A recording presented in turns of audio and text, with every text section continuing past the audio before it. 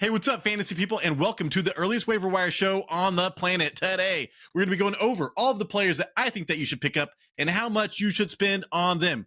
I'm still telling you to spend half of your fab on one player. That comes later, okay? But first off, man, let's get into this.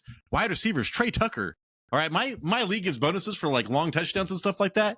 He had like 40-something points, dude. He's only 2% rostered. $25 I would spend on him. Okay, so 8 receptions on 9 targets. That led the team. I love leading the team in targets. More than Brock Bowers, dude. 445 yards. That led team as well, as obviously. And 3 touchdowns, 33.3% target share. Man, who is this, Jamar Chase? 8 targets last week versus the Chargers. So this is 2 weeks in a row, man, with 8+ targets. You've got my attention. 3rd round draft pick. About what? This is his 3rd year in the league. So, hey, sometimes it's a 2nd year. Sometimes it's a 3rd year for you to break out. Deontay Thornton, who? Home versus Chicago. Week 4, 2nd most fantasy points to wide receivers. So, hey, man, Chicago does not have a defense right now. This guy is getting 8+ targets. And I'll tell you what, man, the Raiders defense is not going to stop anybody. They're going to be in a negative game script most of the season. Next up, Elick Amanor. Sounds like a Star Wars name, right? It is not. 21% rostered. I spent $10 on him.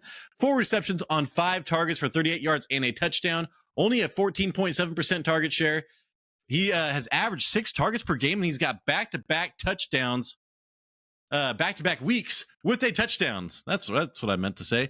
Hey, man, this is a rookie that was drafted with Cam Ward. Cam Ward will get better. All right, I really believed in him, and now I'm starting to doubt myself at Houston week 4. They're giving up the 12th most fantasy points to wide receivers. Elick Amanor, look for him to get a touchdown and 6 targets next week. Next up, man, this guy right here. Talk about target share. Parker Washington, 0.2% rostered. Nobody owns him. This guy's getting 11 targets. $7 I would spend on him. 4 receptions on 11 targets. That's the typical Trevor Lawrence special as far as uncatchable throws. And, hey, man, Travis Hunter, being more of a cornerback or what right now? Not much as opportunity ever since week 1, and Parker Washington is that slot wide receiver who's getting a lot of targets right now, man. So almost a 29% target share. Led Jacksonville receiving yards last week. 6th round draft pick. Like, again, he's a 3rd year wide receiver at San Francisco. Week 4, San Francisco's given up the 12th fewest fantasy points to wide receivers. Parker Washington should be owned, especially in PPR, man. You can't get 11 targets off the waiver wire ever, ever, ever. Calvin Austin, man, 10.7% rostered. I'd give up $5 for him. 3 receptions on 5 targets. That was actually the most of all Pittsburgh wide receivers, more than DK Metcalf.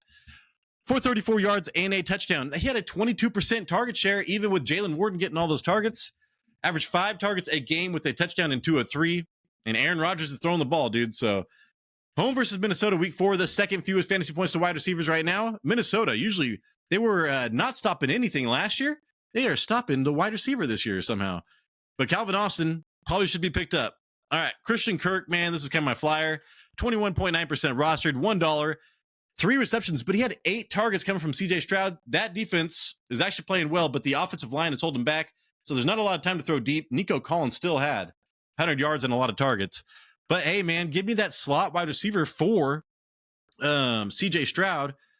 22% target share, that's great. Home versus Tennessee week 8, and Tennessee's giving up the 8th most fantasy points to wide receivers. How about running backs, man? Bayshell Tootin, 48.1% owned. He was the top of my list last week for $50. He's again at the top. He should be at the top of my list for $50 this week, man. So 6 rushes for 21 yards and a touchdown. 0 receptions, only 1 target versus Houston. He had a 27.3% running back rushing share. That is down from 33.3% last week. So Travis Etienne is still the number 1 back there. He had a reception touchdown last week, a rushing touchdown this week. 4th round rookie. I loved his metrics coming out of the combine. At San Francisco, week 4, 10th fewest fantasy points to running backs. But hey, man, this is Liam Cohen offense. Is it going to click? Is Trevor Lawrence ever going to do anything? If he becomes good at all, these running backs will be having a ton more scoring opportunities. And Bayshell Tootin could be a running back too pretty soon. Chris Rodriguez, I was watching this game and I texted my friend Jason. I said, hey, this guy just got the start and he looks amazing. 1.6% rostered. $15 I'd spend on him. 11 rushes. He did lead the team in rushing, man. He was supposed to be the starter, and it was freaking everybody out because we were all about Bill.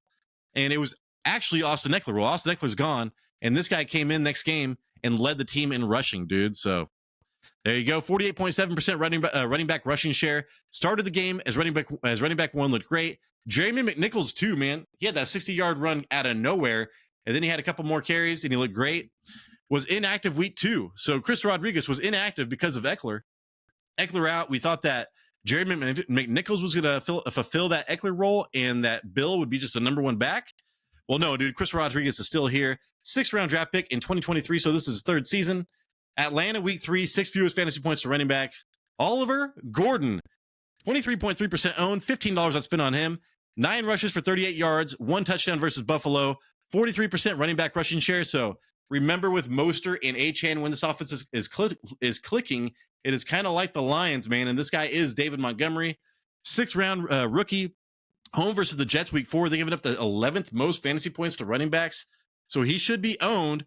Look for him to be maybe a flex option some weeks.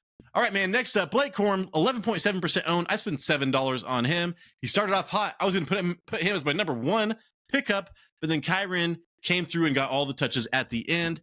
And the way this has been working, man, it's been 2-1. So every 3rd series goes to Blake Corum. So 2-1 opportunities, whereas Blake Corum last year was getting like 1 out of every like 10 series. So things are flipping, but not quite so that you can start Blake Corum every week. But if he ever gets the start, man, or if Kyren Williams ever goes down, he is a super elite handcuff this season. So he averaged 6.6 yards per carry versus Philadelphia this week.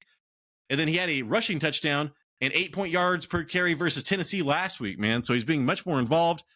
Again, playing every 3rd drive. 3rd-round draft pick in 2024. So this is the 2nd year. And he had a high draft capital from Sean McVay. Home versus Indianapolis week 4. 18th most fantasy points to running backs. Blake Corum needs to be owned, dude. And if you're a Kyren Williams owner, you better own his AS. Antonio Gibson I had down for a second because Ramondre Stevenson had 2 fumbles. And Antonio Gibson was getting a lot of carries and being efficient. Then he fumbled, man. And then it was all Travion Henderson. So too bad, Antonio. On to the tight ends, dude. Hunter Henry, almost 50% owned. If you're 50% owned, you're not on this list. $10 on spin on him. 8 receptions on 11 targets, man. So this is the game that we thought he was going to have week 1, leading his team in targets for 90 yards and 2 touchdowns, man, versus Pittsburgh. So 30.6% target share, only 3 targets and 9 yards last week versus Miami. And that's with Drake May going off, man. Drake May had like 20-something fantasy points last week, and Hunter Henry saw none of it. So this guy is very matchup dependent on what's happening. And Josh McDaniels had him once. I think he was tight end 9 that season. But again, Josh McDaniels traditionally likes to use tight ends a lot. Home versus Carolina week 4. They're giving up the 4th most fantasy points to tight ends. He's going to be a top 12 tight end next week. So he's on your waiver wire and as a tight end 1, man. Go pick him up. All right, dude. Chigo Okonkwo, another tight end. 15.1% roster. That's been $1 on him. 5 reception on 6 targets. That was the 2nd most on the team. And we look for tight ends that are either the 1st or 2nd option on their team. Right now, Chigo Okonkwo is kind of the 2nd option on this team, man. 17.6% target share. I'd like that to be 19 plus. At Houston, week 4, they're giving up the 2nd fewest fantasy points to tight ends because of that linebacking core. You know, Will Anderson and everybody else with that speed can guard tight ends. On to the quarterbacks, man. My Carson Wentz, 3.1% owned. So JJ McCarthy out 2 to 4 weeks, something like that. So let's just say 3 weeks. You have 2 more weeks of Carson Wentz. 14 for 20. Didn't even throw the ball that much for 173 yards and 2 touchdowns. He did run the ball 2 times. But remember, man, Nick Mullins averaged 19 fantasy points per game with Kevin O'Connell. If you're a decent quarterback, you average like 18 plus fantasy points per game here. The left tackle, Darisaw, is back. If this wasn't such a blowout, dude, Carson Wentz would have had a lot of points, and we would be talking about him. So at Pittsburgh next week, I do not expect a blowout there. 6th most fantasy points to quarterbacks. Carson Wentz is a starting quarterback next week. Also, man, this is the last person on this list is Kirk Cousins, 0.4% rostered. I had to give up $1 for him. So Michael Penix, dude, was terrible. Left the game with 50% completion percentage, 2 interceptions after throwing 135 yards last week versus the Vikings. So are they going to try to bring him in? I have no idea. He might be worth picking up for $1. Home versus Washington week 4, the 12th fewest fantasy points to quarterbacks. And that's it. All right, man. If there are any players that I missed, please comment down below and add those players. This is a group effort. All right. I will also be adding more players after the Sunday night game and the Monday night game. So look for that.